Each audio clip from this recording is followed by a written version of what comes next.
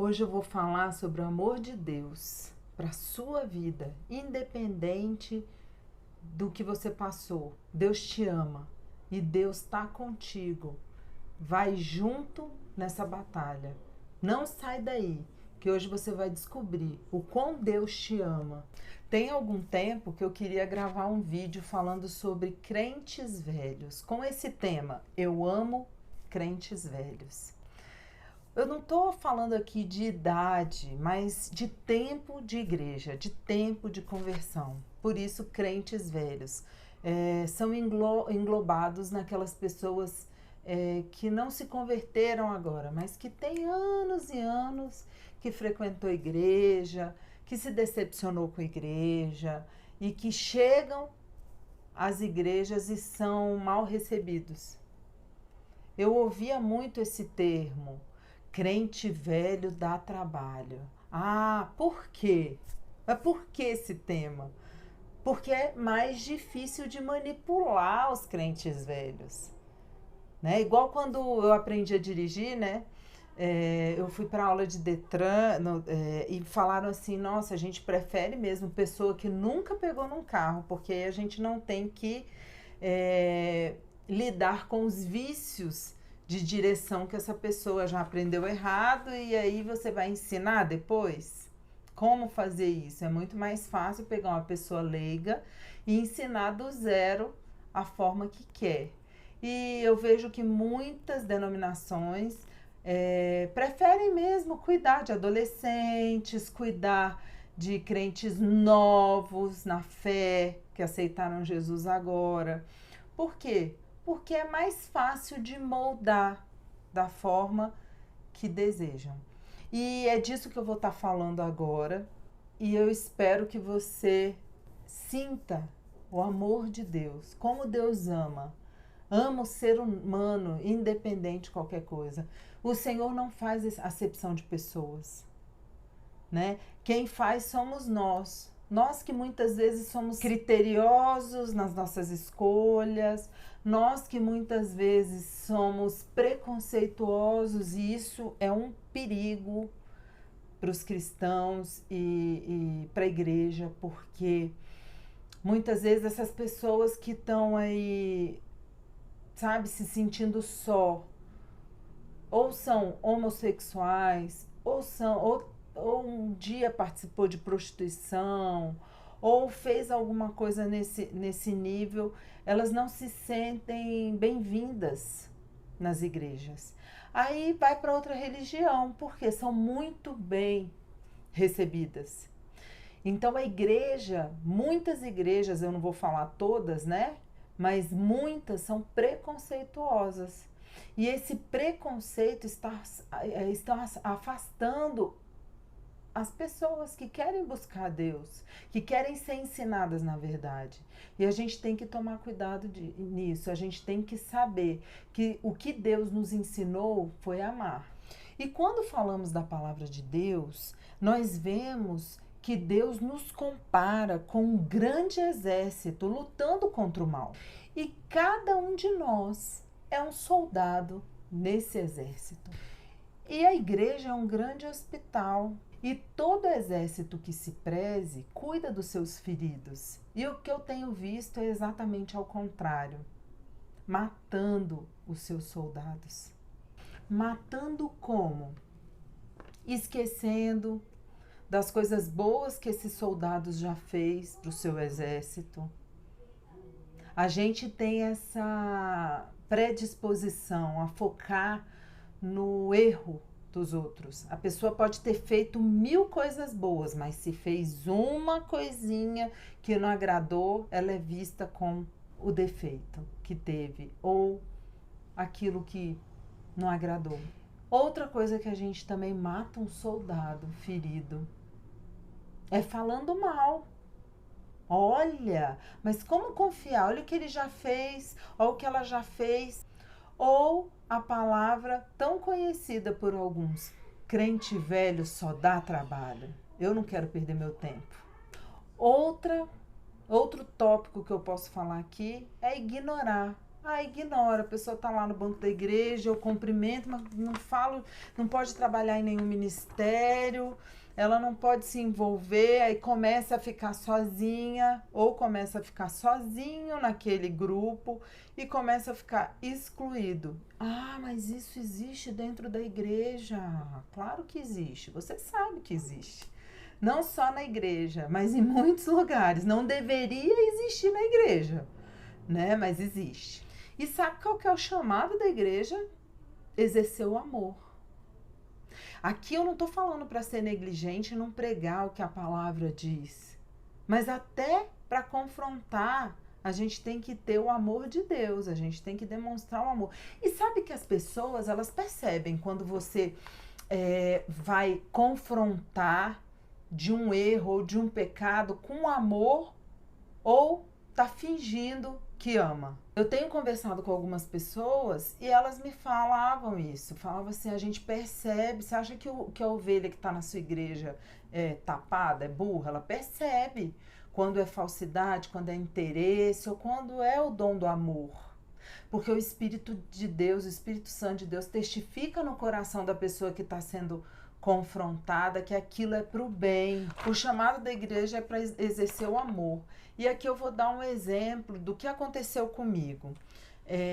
Eu comecei a fazer uma reunião de oração na minha casa e eu comecei com essa intenção. Eu vou pregar o evangelho para as pessoas conhecerem Jesus. Existem pessoas hoje que não conhecem o amor de Deus, já ouviram falar de Deus, mas entender o amor de Deus e presenciar esse amor ainda não. E eu abri a minha casa para fazer essa reunião de oração com poucas pessoas e eu fui surpreendida que a maioria eram pessoas que já foram feridas na igreja, dentro da igreja, e criaram um certo trauma. Poxa, eu vou servir a Deus e vou passar por isso. E Deus foi ministrando no meu coração. Eu comecei, Deus colocou um amor por essas vidas, por crentes velhos, sabe? Pessoas que já há anos tinham se convertido, mas passaram por situações e traumas dentro da igreja, porque muita igreja está traumatizando. Aí eu deixo uma dica para você. Foque em Deus. Foque em Deus e busque a Deus. O homem é falho, você vai ver erros, você vai ver falhas. Se você olhar para o homem é falho. Ninguém é perfeito. O dia que você estiver bom, Deus te leva. Agora, o que agrada a Deus? É a busca de melhorar a cada dia. É a busca de, Deus, eu quero, não quero pecar de novo, igual eu pequei ontem. É realmente se arrepender. É isso que agrada a Deus. E Deus colocou um amor por essas pessoas que eu achava que eu ia pregar para leigas e estava pregando por mulheres que conheciam a palavra de Deus. Mulheres que eram envolvidas em ministérios de igrejas diferentes. Mas o que aconteceu? Elas desviaram do caminho de Deus, algumas, né? Se desviaram, saíram da igreja. Só que sabe o que aconteceu? Elas também não se adaptaram ao mundão. Essa forma que o povo do mundo está vivendo, não é para mim, eu não tô me sentindo parte. E quis voltar para a igreja. Só que na igreja, ou algumas ficavam envergonhadas de voltar, né? Porque saíram, participavam de ministérios da igreja, mas desviaram. Outras nem voltavam, mas algumas voltavam, mas sentia que um certo preconceito, uma certa exclusão, sabe? Como se sentisse separada naquele lugar, mas de uma forma pejorativa. Ninguém se aproximava mais, ninguém queria aprofundar uma amizade. E o que acontecia? Algumas que iam para o mundo eram atraídas por Deus, porque aquela vida, sabe, se você está se sentindo assim hoje, olha, eu saí da igreja, mas eu não me sinto parte do mundão, eu sinto vontade de voltar. Saiba que Deus está atraindo o seu coração porque você é dele. Ele fala assim para você: volta, minha filha, volta, meu filho, eu te amo. Só que sabe o que acontece? Muitas vezes essa pessoa vai para a igreja e também não consegue, porque ela não é bem-vinda. Aí sabe o que eu percebi? Que essa pessoa fica numa encruzilhada, fica no meio do caminho e vem a depressão. Porque ela não se adaptou no mundo, porque ela é uma serva de Deus, é um filho de Deus, é uma pessoa amada por Deus e também não é bem-vinda na igreja. Olha que papel a igreja está fazendo aqui. De incluir ou de excluir? E eu convivi com essas pessoas que estavam prestes a ter depressão, às vezes nem entendia porque estava tomando remédio controlado. E muitas vezes é porque o amor de Deus queria preencher esse coração, mas ela não se achava no meio do caminho. Deus, ele tá te atraindo porque ele te ama do jeito que você tá. Deus, ele quer você. Não se acanhe, não fica sem graça de procurar uma igreja ou de procurar uma ajuda de alguém que você confia na tua fé. Não se acanhe, foque em Deus. O que importa é o que Ele acha de você, entende? Vamos ler Mateus 11, de 25 a 30? Porque naquele tempo, exclamou Jesus, graças te dou, ó Pai, Senhor do céu e da terra, porque ocultastes essas coisas aos sábios e instruídos e a revelastes aos pequeninos. Sim, ó Pai, porque assim foi do teu agrado. Tudo me foi entregue por meu Pai. Ninguém conhece o Filho senão o Pai, e ninguém conhece o Pai senão o Filho, e aquele a quem o Filho o quiser revelar. Vinde a mim, todos os que estáis cansados e sobrecarregados, eu vos aliviarei. Tomai sobre vós o meu jugo e aprendei de mim, porque sou manso e humilde de coração, e achareis descanso para a vossa alma. Porque o meu jugo é suave e o meu fardo é leve. Olha que palavra para você hoje. Essa passagem fala da revelação de Jesus como Cristo ungido, Messias. Muitas autoridades eclesiásticas não têm Cristo revelado em suas vidas. Sabe por quê? Muitos às vezes receberam um chamado. Eu acredito que eram homens que tinham um chamado lindo, mas no meio do caminho se perdeu.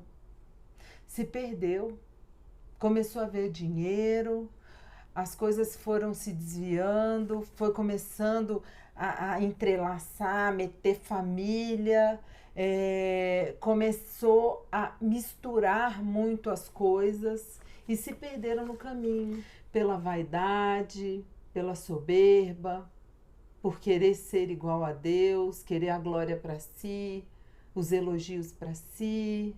E o pior, ainda impedem que outros recebam a Jesus, que outros tenham essa revelação de Cristo. Os crentes velhos precisam crer no verdadeiro Cristo, que ele se revela hoje pelo Espírito Santo. Se você olhar para as pessoas, você sempre vai ver defeitos, igual eu falei no começo. As pessoas são falhas. O nosso problema também, como crentes novos ou crentes velhos, é que a gente foca muito no homem. Eu também já fui muito assim. Tem pouco tempo que eu me libertei disso. Porque a gente quer aprender, a gente tem aquela sede de conhecer, e em vez de procurar as escrituras, a gente procura o homem. Não tem nada de errado nisso. Mas o que há de errado é você se conformar em não ler a palavra, não ter seu tempo com Deus. Hoje mesmo, eu pensando e refletindo sobre a palavra de Deus, eu vejo o quão foi importante para mim esse tempo de intimidade com Deus, saber descobrir um lugar seguro. Sabe, eu descobri um lugar seguro com Deus. Um lugar que não tem dor e que eu posso voltar sempre que eu precisar. Eu não vou ficar lá porque eu tenho que testemunhar, eu tenho coisas aqui para revelar, para estar ajudando, mas eu sei para onde voltar, que é para o colo do Pai.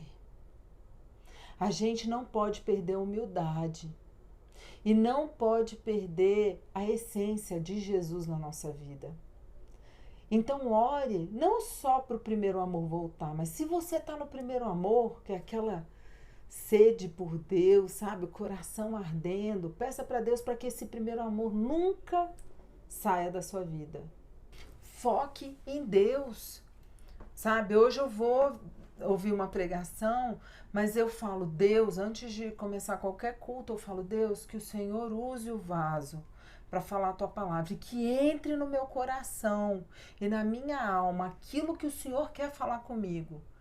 Se você olhar para o ser humano, quantos homens de Deus eu conheci, que hoje são uma bênção, mas homens que receberam um chamado lindo, mas que essa vaidade entrou na alma.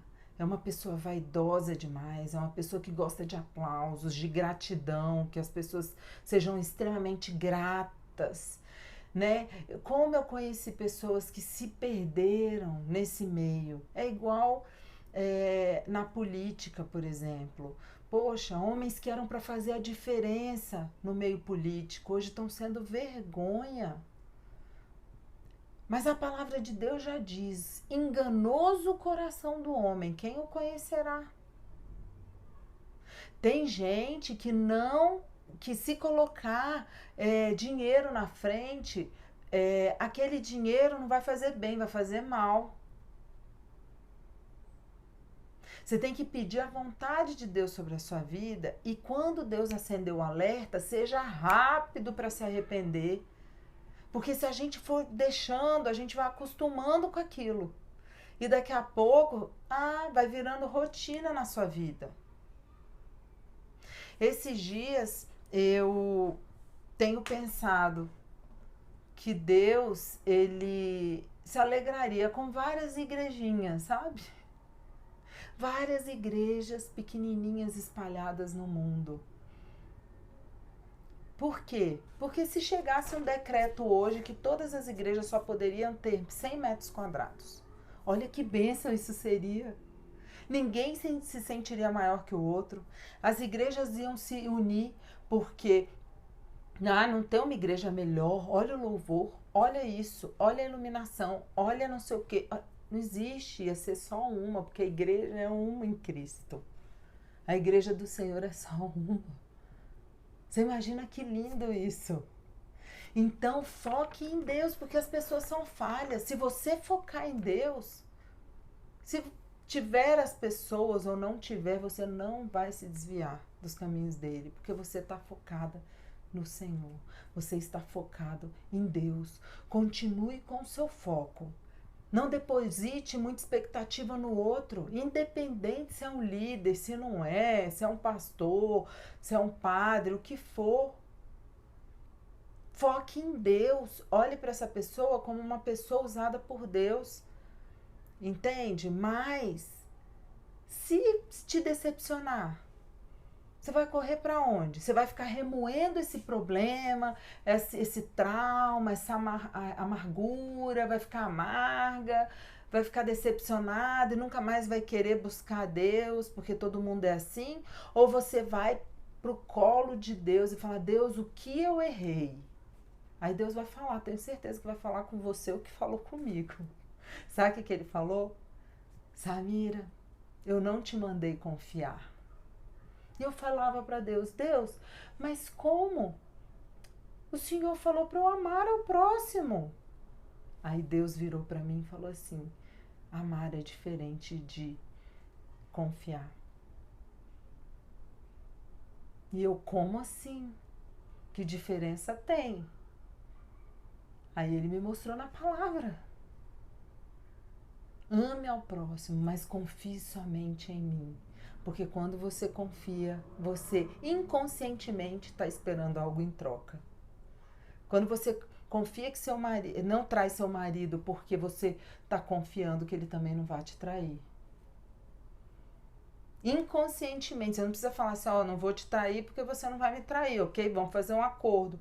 Nem precisa inconscientemente, você pode tentar ajudar uma amiga, você ajudou sem necessidade de esperar algo em troca, mas inconscientemente, quando você passar por algum problema, você vai pensar nessa pessoa e falar assim, mas quando eu precisei, ela não veio me socorrer. Mas quando você faz para Deus, você sabe que a recompensa é muito maior, que Deus é galardoador daqueles que o buscam. Deus é fiel. Ele sim é fiel e não vai te decepcionar jamais. E ó, vale a pena. Vale a pena. Continue firme. Ei, você que é crente antigo. Ah, mas não vou procurar igreja porque busque a Deus, peça direção para Deus. Fala, Deus, me mostra onde ir. E independente se vão te colocar, se vão te cumprimentar, se não vão, você vai estar firme no Senhor, porque Ele é soberano sobre a sua vida. Amém? E deposite a tua confiança em Cristo, porque você vai viver uma vida mais leve. Lembra? O fardo pesado é dele.